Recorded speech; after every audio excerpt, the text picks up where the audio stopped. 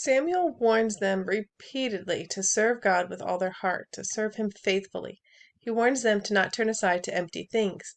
God will bless and prosper them and deliver them from their troubles, like this king coming against them.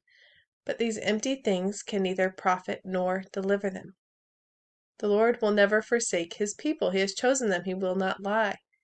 He also loves His children and will defend and protect them. He will remove the leprosy from among them. If sin is spreading, He will do what it takes to protect the remnant. He will keep His people, Israel. He will keep His church. He will come for a spotless bride, not for everyone who ever raised their hand in a church service. He will come for those who served Him with all their hearts and served Him faithfully, who gave their lives over to Him to fill with His Spirit, to transform them with the righteousness of Christ. Empty things can't do that. Having success with education, business, family, it all profits nothing. You can turn to money, doctors, insurance, experts, technicians, the wisdom of the world. It can't deliver you.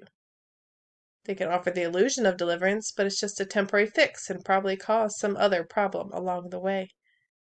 When people turned to the ways of man or science to save them from the pandemic, they were turning to empty things. None of those things actually could be relied on to fully protect and save.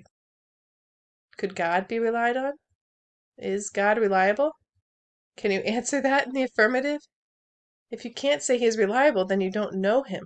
His name is faithful and true. What if you had chosen to trust and obey and not forsake gathering? What if you had chosen to show hospitality? What if you had refused to obey fear and just did the opposite of what fear and the voice of man was telling you to do? Not because of some position where you thought you knew better about what was going on, but because you refused to obey anyone or anything other than God. Would God have been faithful? Of course, He can't not be faithful. Can we know that no trouble will ever come our way? No, we've gone over that before. But we can know that He's always good and always loving. We can trust that if we're walking with Him, He's on our side. He's for us. He will defend us, answer our prayers, work out His salvation and His good purposes in our lives, whatever that looks like.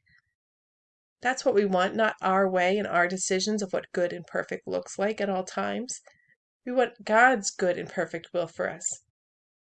How do we know that's what we want? Because God's will is for us to be with Him now and forever.